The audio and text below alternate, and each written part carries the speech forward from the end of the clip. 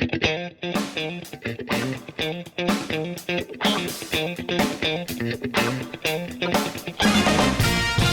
everybody, Mike Nelson, Efficient Lending Incorporated, coming to you today on, Tuesday, February 11th with my weekly agent and market update. Appreciate you joining me, and we've got some great news to review from our friends at MBS Highway with just really news about a really strong housing market. And then kind of my mortgage minute or my market discussion topic today are what are the differences between lenders, federal depositories, correspondents, and brokers.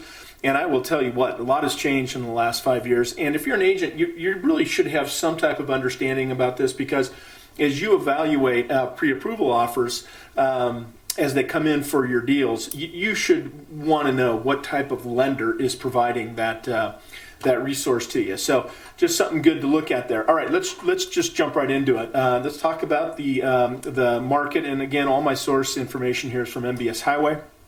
Look, the jobs market, jobs report is strong. Unemployment is low, and we had 225,000 jobs added to the market. That's a revision up. Unemployment rate, like I said, is low. And then you can see the weekly average hourly earnings and weekly earnings are both up. So what does that mean? It means that, wages are, the rise in wages is outstripping the increase in price valuation of the homes. So it's just a really, really strong and good market. Last week, CoreLogic came out with the home appreciation metrics, and so the housing market went up 0.3% or 0.3% in December and 4% year over year. Look, you got to understand, rates are low, wages are rising, and because of that dynamic, we're getting a lot of inventory pressure on deals. I'm seeing contracts come across my desk, above list, multiple offers. The listing agents really evaluating the pre-approvals that I'm sending out. And guys, you just have to expect that. Rates are low. And personally, when rates are this low, I think it favors the seller actually more than the buyer. And, that's just my opinion on it. And it's really what I experience. Also, CoreLogic is predicting that we're going to see a 5.2% increase in home value this year. Guys, a little perspective on that. 5.2% on a $300,000 home is $15,600 just for buying a home. It's a lot better than paying rent. So we've got a really healthy, robust market. I think we can really, enjoy that.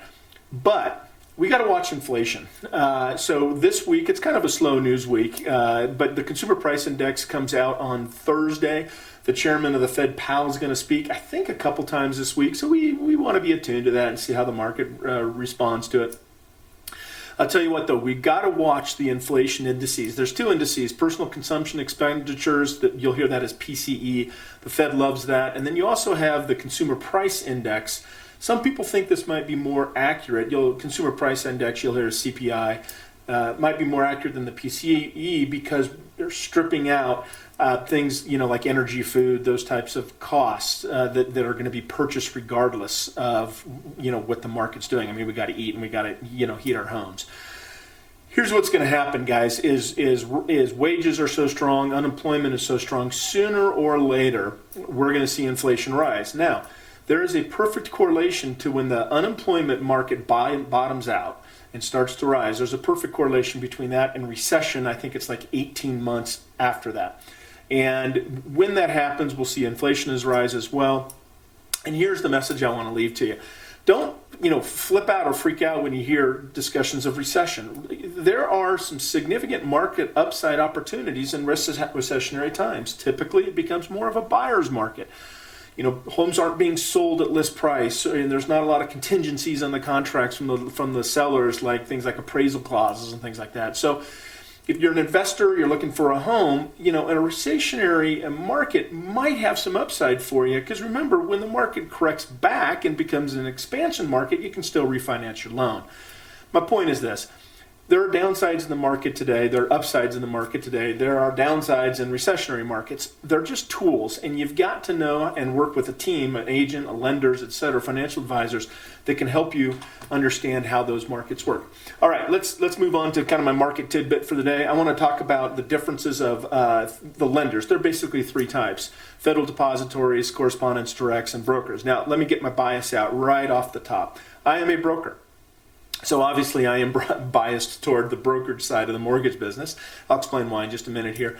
I have also worked for several very good correspondent direct lenders. Great companies, they treated me well, we served our customers well, and we had really good products. I've never worked for a federal depository, and candidly I don't think I ever will.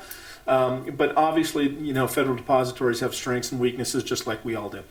So let me just go into them real quick. Federal depositories, think, B of A, Wells Fargo, Chase. They're typically brick and mortar, not always, with branch representation.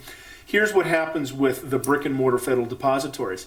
You're going to be in a call center environment. So you go into the branch, you'll apply for your loan with the representative.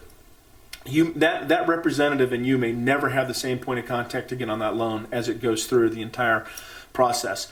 That loan, your pay file is going to be into call center environments for both underwriting, processing, and you're going to lose a bit of control. Now, in years past, it's not so much as today. There was a big upside for the federal depositories, especially in the jumbo product, because the federal depositories have their own monies. When you get out of conventional conforming, they could craft certain jumbo products, and candidly, they're very, very competitive on those products. So that's one of the upside.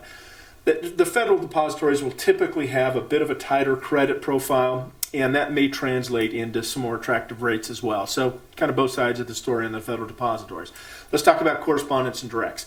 Correspondent and direct lenders, they're going to the closing table, they're closing in their own money. So let's say I'm correspondent A, you're going to see, I'm an employee, a W-2 employee of correspondent A, and correspondent A is going to close at the closing table in their own money. They're going to fund their own loan. That can be a big advantage in some cases. Not always, and that's changing candidly with the brokerage firms now as well. Usually brick and mortar, they may not be. But the processors, the underwriters, and the originators are all the same W-2 employees by the same corporation. So in years past, and this is changing now, you would originate with a single point of contact, your loan originator, and they would be able to interface with the processor and the underwriter and the funders to make sure that your transaction closes on time. They'll typically have some looser credit standards, and by loose, I'm not saying they're outside of conforming regulations or anything like that. They may just fund a loan at 620 where a depository maybe is at 640, for example. And they'll typically have some more products than a federal depository as well. Let's talk about brokers. Now, you got to understand a lot has changed in the last 5 years or so.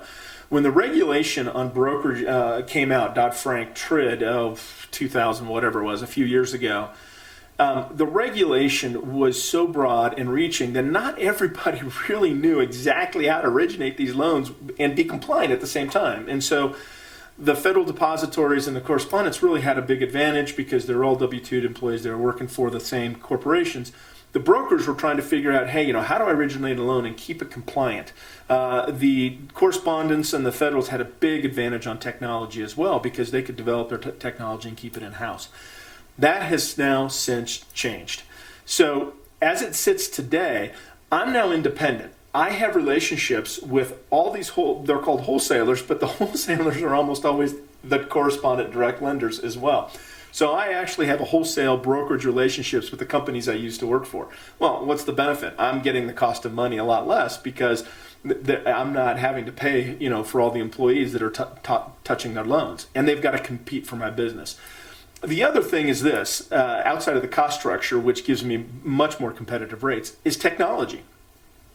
All these wholesale lenders are now competing for the broker's business. They want to generate business through people like me. So they're calling me on the phone and they're saying, hey, here's what we've got. I've got this great technology where you can originate loans. And so I go through an application process, I get approved by that wholesaler, and now I have access to that technology. They've developed it. I haven't paid for it, but I have access to it, and I can use that efficiency, and I can bring it into the marketplace as well. The other thing is this, especially in the conforming side of our business, think Fannie Mae, Freddie Mac, the typical loans, what they're saying when they come after me for my business is they'll give me access to their underwriters. I will tell you this, I have more access to underwriters today as a broker than I ever did as a correspondent. And one of my investors, great investor, they do a wonderful job. The underwriters call me multiple times throughout the loan, and we work on the loan together to make sure we're compliant, regulatory, and we're getting this loan out fast. The other thing is speed. Guys, my company is efficient lending. There's a reason for that. I want to be accurate and I want to be on time. Okay, that means a lot of different things. Now, for conventional conforming loans, right now, I can close purchase transactions with a pre-approved buyer on a conforming loan in 21 days, or less sometimes. Guys, that's really fast. It's also efficient. It's also appropriate to the deal. On the other hand, let's talk about my non-QM product base, bank statement loans, things of that nature. I might close those in 30 to 45 days. That is also very fast for those loans, but it's efficient and it's accurate and it's timely. That's the important thing. As a broker, I can go into the marketplace and I can apply the right products to each financial situation of the borrowers. The other thing is product suite on the brokers, and again, you can see my bias coming out here. When you're a correspondent or working for a depository, you are limited on your product suite. Guys, I can do infill construction, so I can do construction loans all the way through to non-wardable condos and everything in between. It's just a huge, huge benefit of using a broker because I can go into that marketplace and I can respond and I can be a one-stop shop, and it works. The last thing I'll leave you this, for pre-approvals, I'm using the same underwriting systems that the correspondents and the depositories are as well. So my pre-approvals are very reliable. All right, hope that helps. Hope that gives some clarity on what's going on in the market. Thanks so much for watching my live. Hope to chat with you. Email me anytime, call me, and we can talk about the market. Hey, I wish you guys the best of success.